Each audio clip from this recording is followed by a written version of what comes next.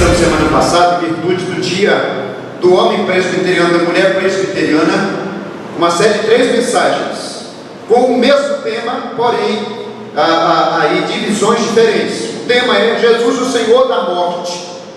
O primeiro tema que nós trabalhamos, a primeira divisão, está no versículo 21, versículo 24. Nós falamos sobre o clamor de um pai desesperado, que é Jairo. Hoje nós vamos falar sobre a cura de uma mulher desenganada, que era o versículo 24, a parte B, até o versículo 34. Mas antes, queridos irmãos, eu queria recordar com vocês onde nós estamos. Onde nós estamos no Evangelho de Marcos, porque já temos pregado o Evangelho de Marcos, estamos aí na parte final do capítulo 5. Eu queria que vocês voltassem comigo, colocassem alguma coisa para marcar aí no texto, voltassem comigo no capítulo 1, verso 16, por favor. Capítulo 1, verso 16. Marcos, ele vai agora mostrar, através de uma série de manifestações da autoridade de Jesus, mostrar que ele é de fato o Messias, que ele é o rei de Israel, que foi rejeitado pelos judeus, porém ressuscitou no terceiro dia e hoje está sentado à direita de Deus. Mas Marcos capítulo 1, verso 16, mostra a primeira manifestação dessa autoridade, que é o chamado de pessoas.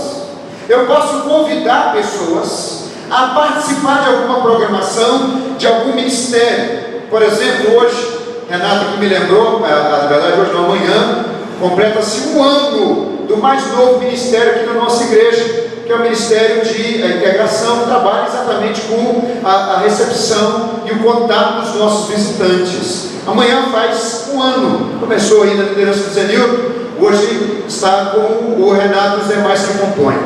Então eu posso chamar e convidar, só que Jesus ele não apenas chamava e convidava, ele convocava. É manifestação de autoridade, só ele podia fazer isso. É por isso que você vê gente largando emprego, gente largando família, gente largando tudo para servir a Jesus, porque esse chamado é irresistível quando o Senhor Jesus faz na vida da pessoa. Depois vem uma série de demonstrações de autoridade, todos para provar uma só verdade: Jesus é o Messias, Jesus é o Rei, Jesus é o Senhor. Aí começa a descrever expulsão de demônios, cura de enfermidades, perdão de pecados, conflitos em onde envolvia a lei de Moisés. Todas elas Jesus manifesta a sua autoridade. No capítulo onde nós estamos, principalmente no versículo 21 ao versículo 43, Jesus agora demonstra a sua autoridade sobre a doença e a morte.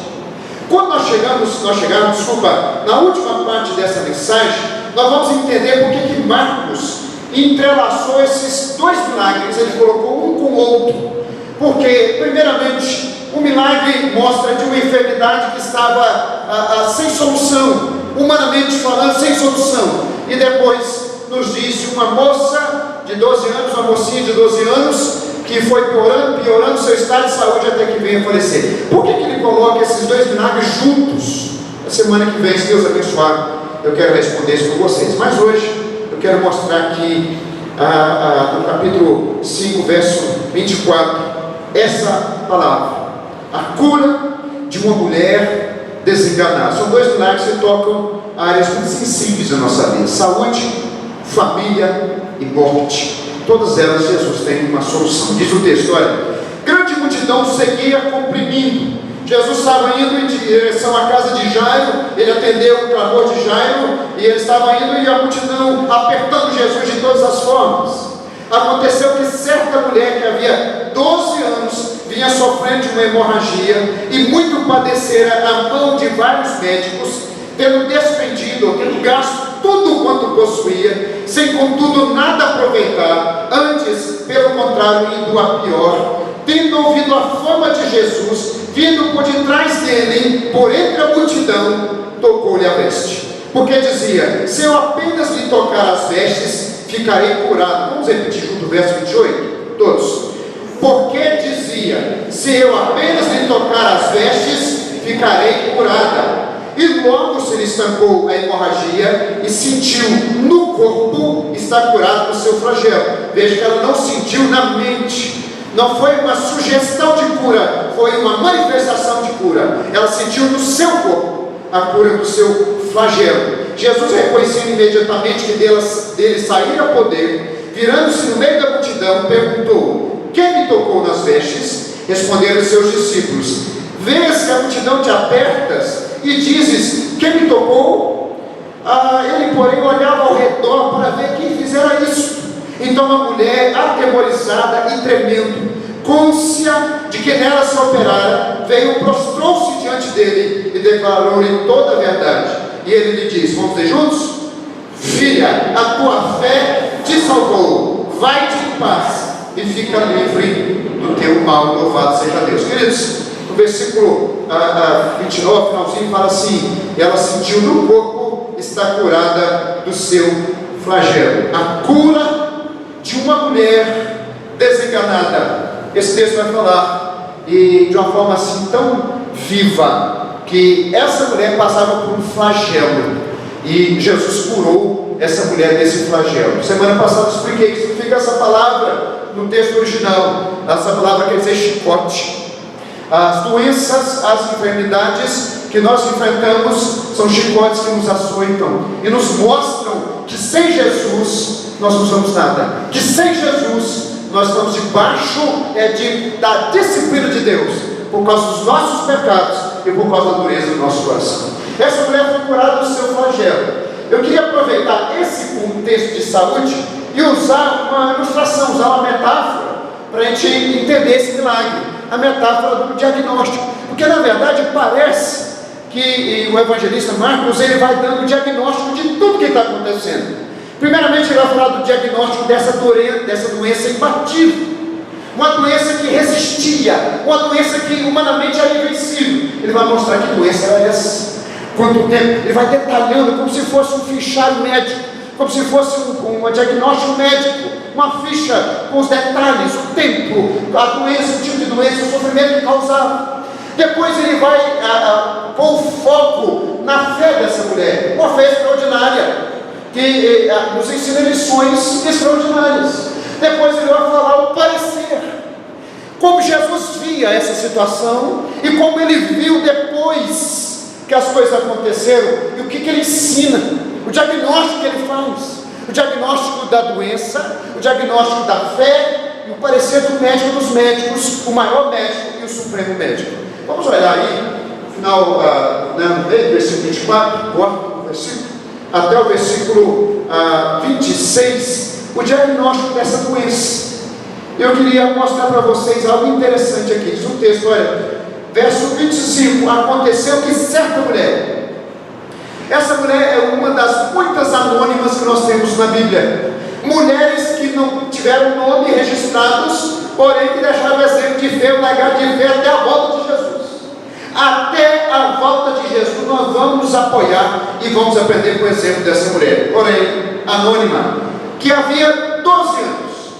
Primeiro item do diagnóstico: tempo de duração dessa enfermidade, 12 anos de sofrimento, 12 anos enfrentando essa doença, essa enfermidade imbatível e, humanamente falando, incurável. Diz o texto que ela sofria de hemorragia. No texto original fala assim, que sofria de fluxo de sangue.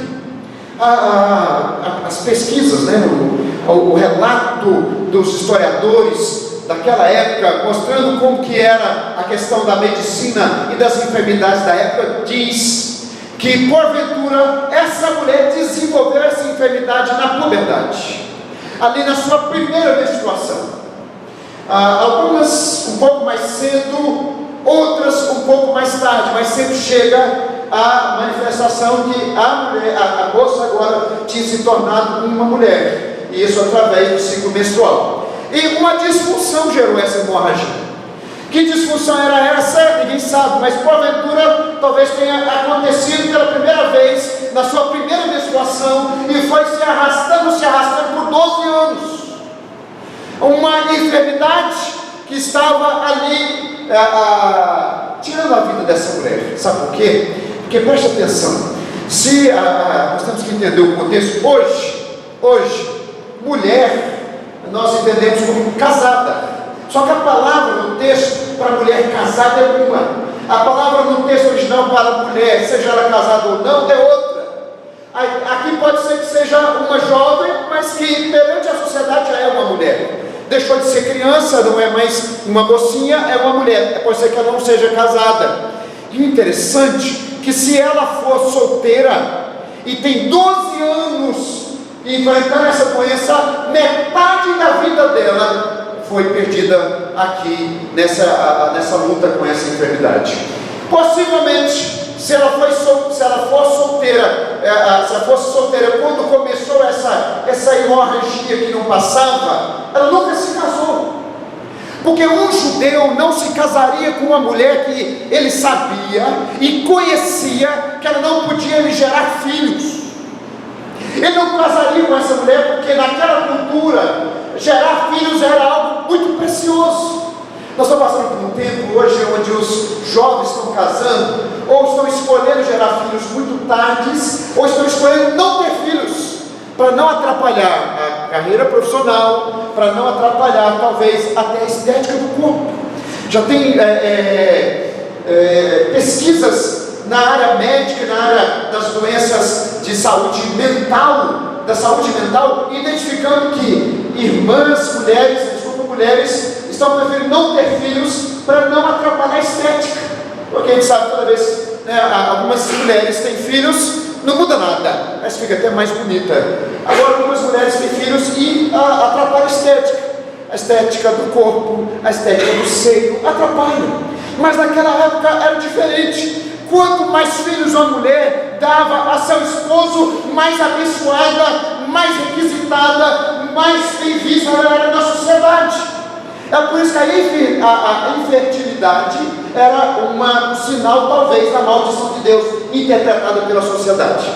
Se ela contraiu essa doença, essa disfunção, depois de casada, possivelmente ela ficou divorciada. Porque com essa doença, depois de casada, se ela tinha filhos ou se foi depois do primeiro parto, a gente não sabe, porque o texto não fala, a gente só tem conjecturas. O seu esposo dispensou, porque a cultura da época envolvia que essa doença, ela impossibilitava a mulher de ter relacionamentos sexuais, porque o homem, ao tocar uma mulher com fluxo, ele era impedido de adorar a Deus. Imagina morar com uma mulher com fluxo contínuo, de hemorragia contínua. Um homem judeu, então, era impedido de exercer as suas atividades espirituais religiosas. Se ela fosse casada, depois que começou essa doença, ela foi divorciada. Ela foi se separou. Seu marido dispensou. Então, tudo isso envolvia, estava presente em todo esse drama, mesmo que a gente não tenha, mas os relatos antigos mostram que essa história não era uma história fácil, não foi um drama fácil de lidar, pelo contrário, foi algo difícil de lidar, que trouxe sofrimento em todas as áreas. A área espiritual, essa mulher não podia adentrar ao templo no átrio das mulheres para adorar a Deus. Ela estava excluída pela lei de Moisés, não podia expressar sua fé e a sua piedade diante de Deus. Ela tinha um sofrimento físico. Olha que interessante, no versículo seguinte diz o texto, olha: e muito padecera a mão de vários médicos. Essa mulher se tornou uma espécie de cobaia, um ratinho de laboratório. Toda vez que tinha um médico diferente, ela procurava esse médico. Ou talvez um médico chegava, um médico mais distante chegava na localidade e dizia o seguinte: tem uma mulher aqui que já está há tantos anos e anos e anos sofrendo, quem sabe você pode fazer alguma coisa. O médico lá tentava todo tipo de recurso e nada mudava. A mulher foi se tornando um rato no laboratório, a mulher foi se tornando uma cobaia viva, uma cobaia humana. E quando nós estudamos a cultura da época, tinha médicos sérios, mas também tinha charlatão naquela época. Tinha médico profissional, médico que trabalhava na ciência que tinha na época, mas também tinha gente supersticiosa. gente que ia lá e fazer todo tipo de ritual, oferecer todo tipo de recurso, porém baseado não em ciência, baseada em superstição. Essa mulher se tornou uma cobaia, um sofrimento físico, remédios que não davam certo, remédios que davam efeito colateral, e a mulher só agravava mais a sua situação. Diz o texto também que ela tinha um sofrimento financeiro. Olha só, muito padecera a mão de vários médicos, tendo despendido tudo quanto possuía. Se ela fosse solteira, quem sustentava essa mulher eram seus pais. Se ela fosse casada e tinha se divorciado, se ela tivesse filhos, quem sustentava essa mulher eram os filhos. Se ela não tivesse filhos, quem sustentava essa mulher era a sociedade, porque ela se tornou agora mendiga e passava a mendigar. Mas até mesmo esse pouquinho de recurso que ela tinha, tudo foi embora no tratamento, tudo foi embora na busca pela cura, tudo foi embora na busca pela cura dessa enfermidade que se alastrava anos e após anos. E mais, havia também um sofrimento psicológico. Sabe por quê? Imagina os sonhos dessa mulher. Se ela fosse solteira, o sonho dela era se casar. Solteira naquela época, como em qualquer mundo, em qualquer cultura oriental, é vista com maus olhos. Uma doença que causou sofrimentos em todas as áreas da sua vida, inclusive na área psicológica. Se ela fosse casada e tinha se tornado depois divorciada, talvez o sonho dela teria sido ter um filho, poder amamentar, poder cuidar de uma criança, poder pegar uma criança no colo, mas a sua doença impedia.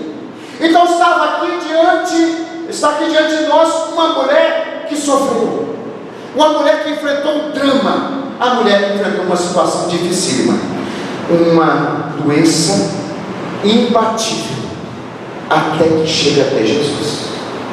O segundo ponto que eu queria destacar com vocês é a fé dessa mulher. Olha que interessante, Marcos faz o diagnóstico da doença, mas a partir do versículo 27, ele faz o diagnóstico da fé dessa mulher. E olha que fé, que exemplo de fé, que exemplo de confiança que essa mulher teve. Em primeiro lugar, verso 27, parte A, uma fé baseada na revelação de quem Deus é, na revelação de quem Jesus é. Diz o texto, olha, tendo ouvido a fama de Jesus. Abre comigo o capítulo 1, por favor, de Marcos. Volte no capítulo 1, por favor. Verso 31. Essa expressão, tendo ouvido a fama de Jesus, é sinônimo de tendo ouvido os relatos acerca daquilo que Jesus estava fazendo, daquilo que Jesus estava operando. No capítulo 1, verso 28, verso 28 fala assim: então correu célere a fama de Jesus. Aqui ele tinha expulsado e tinha liberto um homem possesso de demônios.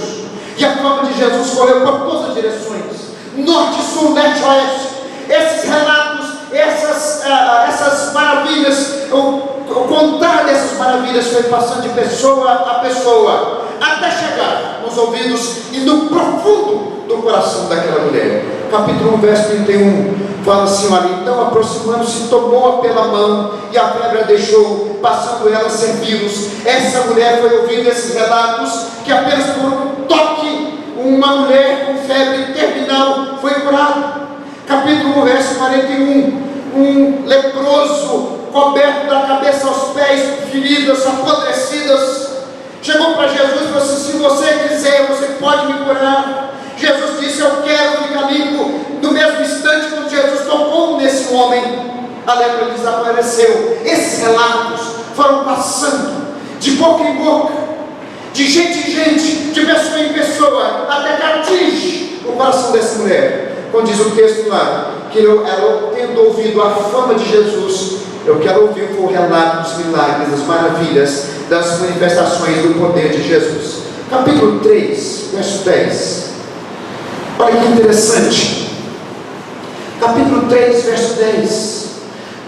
Logo depois vai mostrar que Jesus, apenas porque aquela mulher tocou nas suas vestes, o poder de Jesus fluiu para ela. E como que essa mulher teve essa ideia? Como que essa mulher teve essa percepção? Eu não preciso de pedir nada, eu não preciso de fazer nada, apenas tocar nas vestes dele, eu vou ser curada, porque vai sair poder dele, vai se manifestar nessa enfermidade, e a minha enfermidade não vai mais atuar no meu corpo. Onde ela teve essa ideia? Onde que isso surgiu? Capítulo 3, verso 10. Relatos de pessoas que pulavam em Jesus. Vamos ler juntos capítulo 3, verso 10? Todos. Pois curava muitos, de modo que todos que padeciam de qualquer enfermidade se arrojavam a ele para tocar. Sabe o que é o mais interessante? Que a palavra enfermidade aqui é a mesma palavra flagelo lá. A palavra enfermidade quer dizer chicotes. Chicotes dessa vida. E essas pessoas que viam Jesus passar, a multidão apertando eles e pulavam por cima, porque apenas tocar em Jesus já eram curados. Essa mulher, gente, ela teve essa ideia, essa mulher teve esse despertamento de tocar nas vestes de Jesus, porque ouviu dos milagres que Jesus fazia, e em especial dos milagres que Jesus fazia, em apenas ele tocando pessoas, ou sendo tocado por pessoas. Lá na sogra de Pedro ele tocou, no leproso ele tocou, agora aqui no capítulo 3, verso 10, são pessoas que tocam nele. Tudo isso foi cheio no coração da mulher. Eu tenho insistido com vocês, queridos irmãos, que fé não é pensamento positivo, fé não é crença, fé é a mão que agarra as promessas de Deus, fé é baseada em chão sólido. Fé não é um pulo no escuro, fé é baseada em chão sólido, fé é baseada em conhecimento de quem Deus é, das promessas que Ele fez e das obras que Ele faz. Então, se você não conhece quem Deus é, você não conhece as promessas que Ele fez, se você não conhece as obras que Ele realizou, você não vai ter fé. No máximo você vai ter crença, e no pior que você vai ter pensamento positivo, que é apenas um desejo baseado em nada. Já viu pessoas que têm pensamento positivo? Você pergunta para ela assim: por que você crê nisso? E a pessoa diz: eu creio porque eu acredito. Ou seja, eu tenho fé na própria fé. Só que não é lá do bíblico, no ensino bíblico, a nossa fé não é na nossa fé. Nós não cremos apenas naquilo que eu posso acreditar que vai acontecer na minha vida. Eu creio naquilo que Deus promete fazer. Eu creio naquilo que Deus revelou que Ele faz. Minha fé e a fé do crente tem que descansar naquilo que Deus realizou. É por isso que o conhecimento é tão importante. Você vê que o milagre foi maravilhoso, você vê que a fé dessa mulher foi extraordinária, mas surgiu quando? Surgiu como? Surgiu por meio de quê? Por meio do conhecimento daquilo que Jesus realiza, por meio do conhecimento daquilo que Jesus já fez, por meio do conhecimento daquilo que Jesus prometeu, por meio do conhecimento dos milagres que Jesus fazia, das maravilhas que Ele operava, dos sinais que Ele manifestava o tempo todo. Fé sem conhecimento é crença, fé sem conhecimento é pensamento positivo, fé sem conhecimento é algo que sem chão, sem base, sem solidez, não vai para frente. Meus irmãos, continua comigo então um detalhe em Mateus. Se você quiser abrir, você abre. Mas eu queria dizer para vocês, Mateus, diz o texto, Mateus capítulo 9, verso 20, o texto de Marcos fala que ela tocou nas vestes, mas o texto de Mateus fala que ela tocou na orla da veste. Pastor, que diferença faz? Tem uma diferença aqui interessante. Tocar nas vestes em qualquer parte da veste, né? Qualquer parte da túnica de Jesus. Agora, tocar na orla das vestes, a ideia que traz na cultura dos judeus é que na hora das vestes de um judeu piedoso, assim como Jesus era, tinha alguns sinais que remetiam à palavra de Deus. Os judeus usavam lá na franja, lá na borda da sua túnica, usavam umas pequenas franjas, chamada na cultura na época de tzitzit. Não é difícil de gravar, tzitzit. Era uma franjinha que tinha, e essas franjas lembravam os judeus de sempre retornar a palavra, sempre crer na palavra e sempre obedecer a palavra. Se você olhar em Números capítulo 15, vamos lá comigo em Números capítulo 15, no versículo, olha comigo, Números 4, livro da Bíblia, 15, verso 37, você vai ter esse entendimento. Números capítulo 15, verso 37, vai falar da orla das vestes do judeu. Como Jesus era cumpridor da lei, ele tinha isso não como forma de superstição, mas Jesus tinha isso como forma de obediência.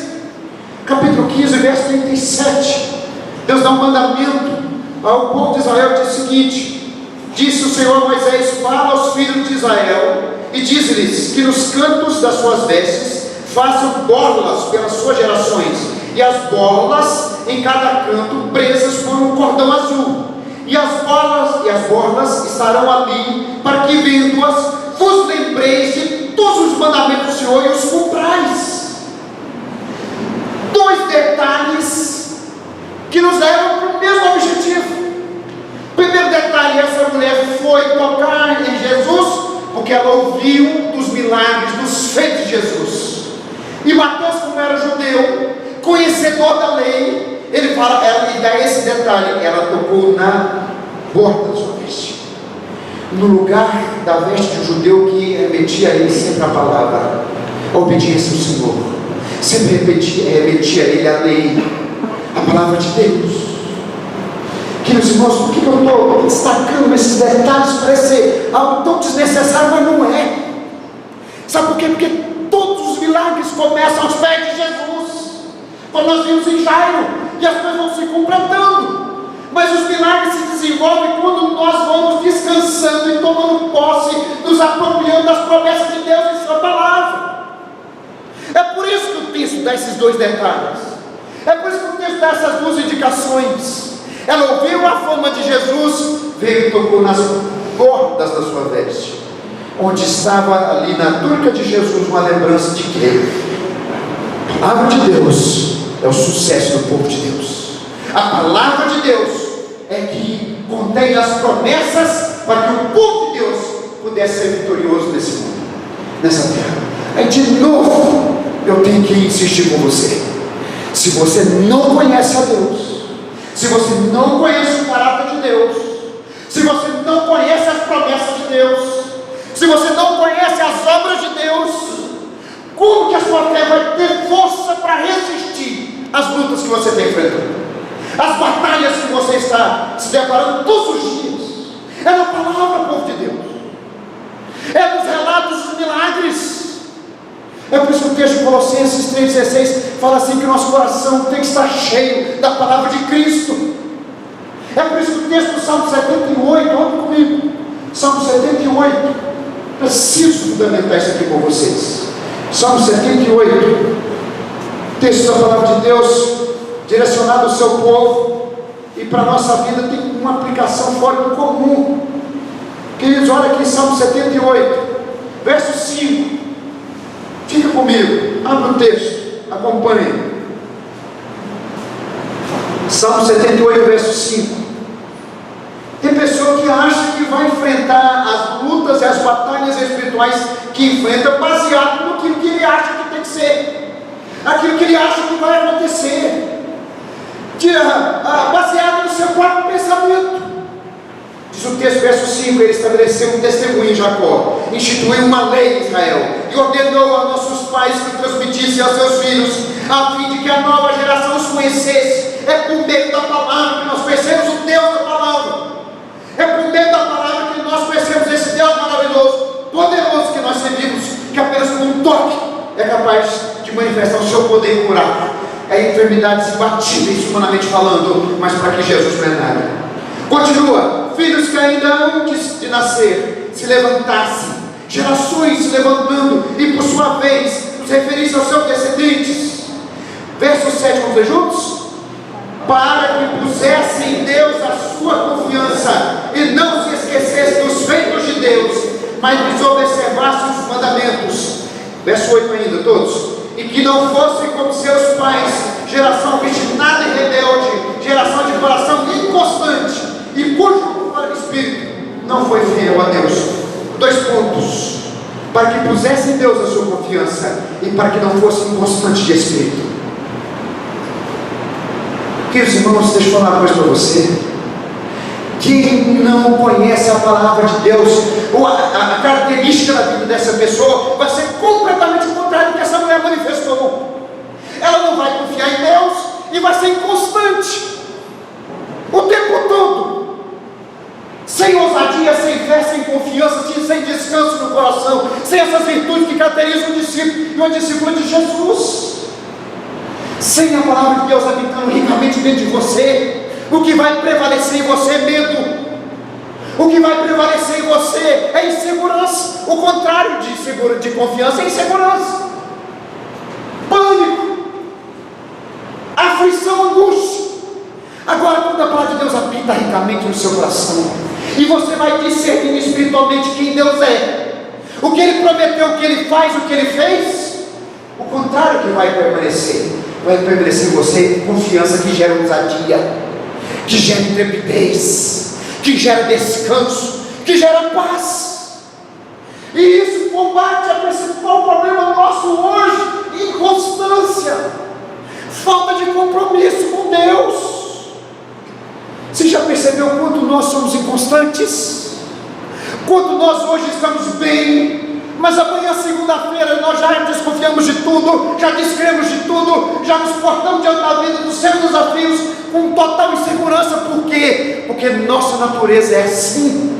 Se não for a palavra de Deus fortalecendo o nosso ser, se não for a palavra de Deus moldando o nosso caráter, se não for a palavra de Deus alimentando as nossas convicções, amanhã, no primeiro desafio que você enfrentar, o que vai prevalecer? A inconstância, é a insegurança no seu coração. Mas aquela pessoa que está cheia da palavra de Deus, ela progride. Aquela pessoa que está cheia da palavra de Deus, ela avança. Aquela pessoa que está cheia da palavra de Deus, ela vai conquistar vitórias para a vida dele, baseada nas promessas do Senhor, cheia de fé verdadeira. Continua, volta comigo em Marcos capítulo 5. Nós caminhamos para o final do nosso texto. Essa mulher lhe tocou as vestes. Essa mulher foi cheia da palavra. Eu lembro de um evangelista que foi para a Índia pregar o evangelho. O evangelista com a sua esposa chegou lá e não aconteceu nada. Conversões não ocorreram. Grandes manifestações do poder de Deus não ocorreram. E ele volta frustrado com o seu país de origem, que é os Estados Unidos da América. E ele volta depois de uma frustração grande. Ele pega a sua Bíblia e fala o seguinte: eu vou ler os evangelhos como se nunca tivesse lido os evangelhos antes, e simplesmente eu vou crer em tudo que diz. E ele fez isso, fechou sua Bíblia, abriu ela em Mateus capítulo 1, verso 1, e começou a ler os evangelhos, e começou aqui, colocar seu coração nos relatos dos grandes milagres de Jesus. Voltou para o campo missionário cheio de fé, voltou para o campo missionário alimentado na sua fé. Fotos, eu tenho um livro desse evangelista, o livro desse Evangelismo por Fogo. É um evangelista de denominação diferente da nossa, mas um homem sendo usado por Deus, provavelmente no contexto africano, Reinhard Bonk. E as fotos das campanhas evangelísticas dele na África mostra multidões, a câmera perde de vista, porque vai virando lá no final multidões e mais multidões, milagres e mais milagres, conversões e mais conversões, só porque uma pessoa, acompanhando a sua esposa, resolveu crer nos milagres, no poder de Jesus e colocar isso em prática, assim como essa mulher veio cheia dos milagres de Jesus no coração e recebeu o seu milagre. Essa fé foi manifestada em atos, pensamentos, foi manifestada também em palavras. Verso 28, porque dizia, olha que interessante, uma pessoa cheia de fé, ela vai ter ousadia. Não sei você, mas isso aconteceu comigo. Às vezes, diante de certas circunstâncias, de certas situações, você sente como se fosse tivesse um nó na garganta, você está travado. Por exemplo, você chega diante de uma situação que você está enfrentando, e a pessoa te pergunta: e aí, como é que você vai enfrentar isso? E você sente como se fosse um nó na garganta, não consegue expressar, falta ousadia, falta fé. Agora, você viu a sequência?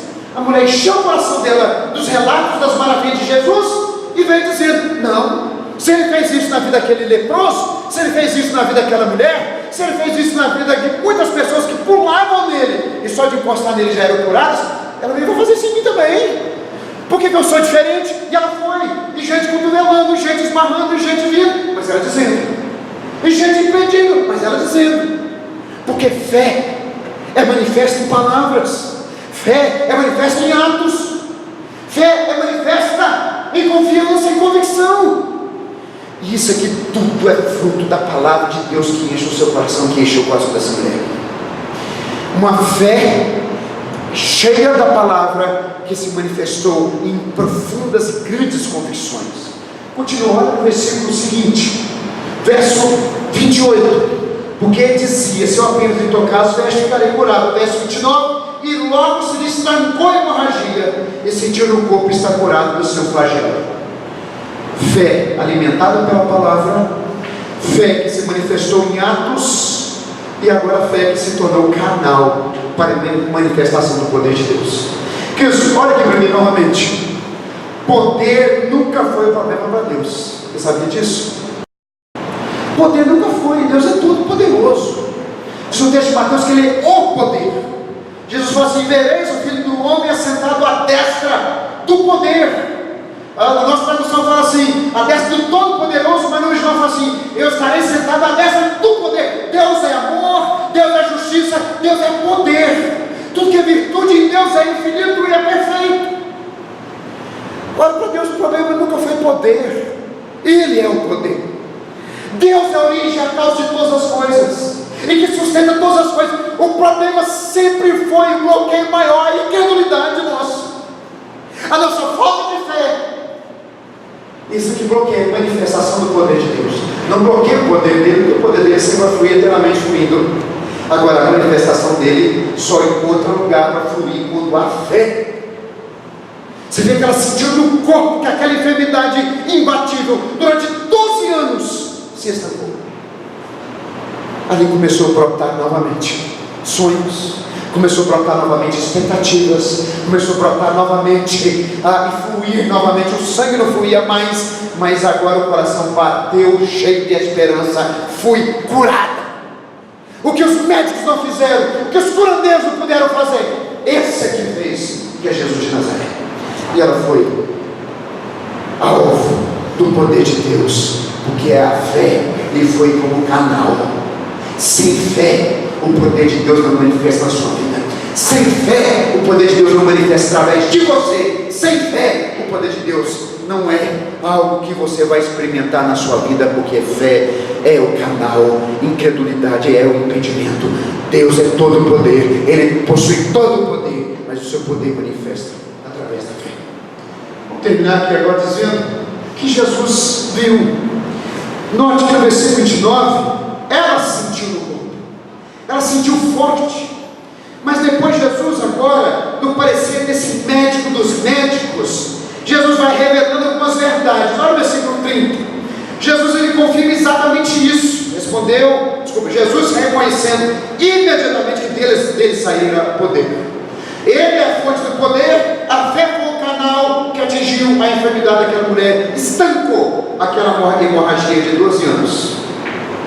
Virando-se no meio da multidão, perguntou: quem me tocou nas vestes? Não vou demorar nisso aqui porque não posso estragar minha mensagem no que vem. Mas você acha que Jesus não sabia que tinha tocado nela? Você acha que Jesus não sabia? Você olha no capítulo 2 de Marcos, Jesus conhecia o pensamento das pessoas. Você acha que ele não sabia quem tinha tocado nele? Claro que ele sabia. Por que ele pergunta? Interessante que o texto de Lucas, ele questiona as pessoas. Ele vai questionando: você que me tocou? Foi você que me tocou? Você que me tocou? Jesus não sabia, não quer dizer que não sabia. Eu só deixar isso aqui no alto, porque semana que vem termina essa série de mensagens. Jesus foi fazendo exatamente isso, para testemunhar o que a fé faz. Porque se Jesus não tivesse feito isso, a experiência tinha sido só para essa mulher. Você vai ver que ela tinha medo de aproximar de Jesus. porque ela era proibida pela lei, era uma mulher, em público não podia tocar no homem, era proibida pela lei, restringida pela lei, então ela ficou temerosa, porque ela não podia tocar, e quem ela tocava também era impedido pela lei de manifestar qualquer coisa espiritualmente durante 7 dias. Então ela ficou com medo. Jesus fala assim: quem me tocou exatamente para manifestar e deixar claro e confirmar essa verdade que ela experimentou. Qual verdade? A fé é o canal do poder de Deus. Olha aqui para mim, gente, nós estamos no contexto de igreja evangélica, quando nós pegamos a salvação pela fé, quando nós pegamos a importância da fé acima das obras. Só que naquela época isso não era verdade. Depois você vai olhar no resto do Novo Testamento, o tempo todo os apóstolos falando da fé, principalmente Paulo falando da fé, da importância da fé, que somos salvos pela fé, que nos apropriamos da graça de Deus pela fé.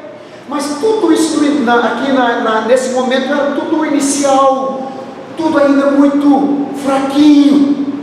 As pessoas tinham conceitos errados, as pessoas se aproximavam de Deus de forma errada. Jesus, quando pergunta, ele está fazendo exatamente isso, ele está deixando em evidência que o canal da cura dessa mulher foi a fé, não qualquer outra coisa.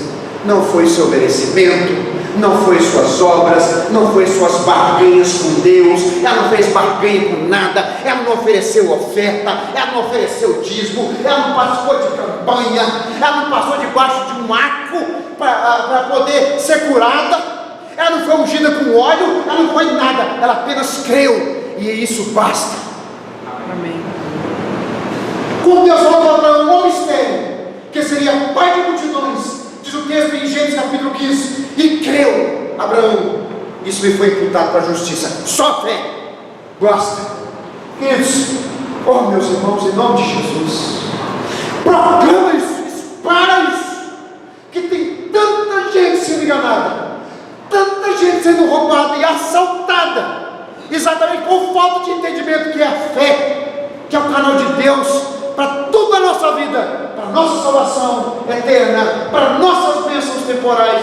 A fé é quem realiza a obra de Deus, é por meio da fé que nós somos abençoados pelo Senhor. Vou repetir, ela não fez campanha, ela não passou num lugar místico, ela não foi para Jerusalém, Israel, não foi lambuzada de óleo na testa, apenas creu, e o poder de Deus fluiu de Jesus para essa mulher.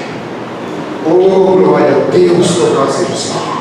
Somos livres, somos livres em Jesus, somos livres dessas amarras, somos livres dessas superstições, para exercer fé pura e simples, fé em Jesus o Salvador, Deus Todo-Poderoso, louvado seja o Senhor.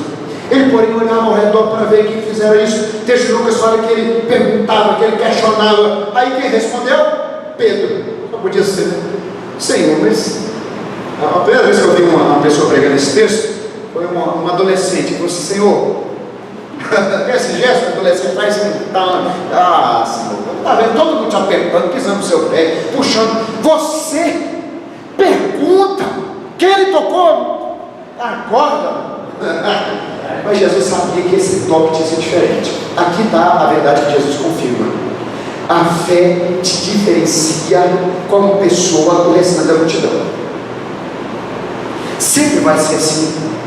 Nós, no nosso redor, aqui agora está acontecendo isso. Nós estamos cheios de problemas, cheios de até enfermidades físicas, questões psicológicas, problemas espirituais, depressão, então, cheio de problemas. Quem vai ser diferenciado nesse ato e ser abençoado por Deus? Aquele que crê. Não é simplesmente estar no meio da multidão que segue Jesus, mas é estar no meio da multidão que crê em Jesus, que busca o poder de Jesus, que se apropria da graça de Jesus. Vou estender um pouco mais lá fora. Tem mais gente com mesmos problemas iguais, problemas menores, problemas piores.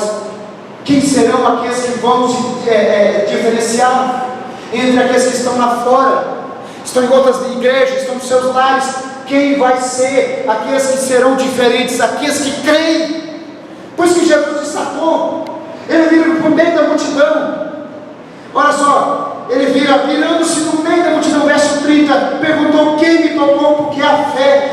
diferencia a pessoa da multidão. E por último, verso 34, a fé é o canal da bênção de Deus aqui nessa vida e na vida eterna. Verso 34, e ele disse: filha. Eu acho isso maravilhoso, porque a única pessoa que Jesus chama de filha é essa mulher. A única pessoa. Filha, a tua fé te salvou. O mais interessante é que a palavra aqui usada no texto original é dupla. Ela tanto quer dizer salvação, tanto quer dizer cura. Você tem uma outra versão aqui, está assim: tua fé te curou. Nossa versão, tua fé te salvou. Por que os apóstolos usaram exatamente uma palavra que tem dois significados? Para exatamente comunicar essa verdade, que a fé é o canal de Deus, é o canal humano pelo qual Deus manifesta as suas bênçãos aqui e lá, pela eternidade. Somos abençoados na caminhada daquilo que nós precisamos, necessitamos, que Deus nos supre, que Deus faz na nossa vida, mas essa fé nos leva além e nos ancora na eternidade. Somos firmes e somos salvos. Então a tua fé te curou, porque você precisa também da bênção de Deus para esse tempo. Bênçãos temporais, bênçãos do dia a dia, bênçãos materiais, saúde, livramento, bênçãos financeiras. Você necessita, tua fé será o canal das bênçãos de Deus nessas áreas também.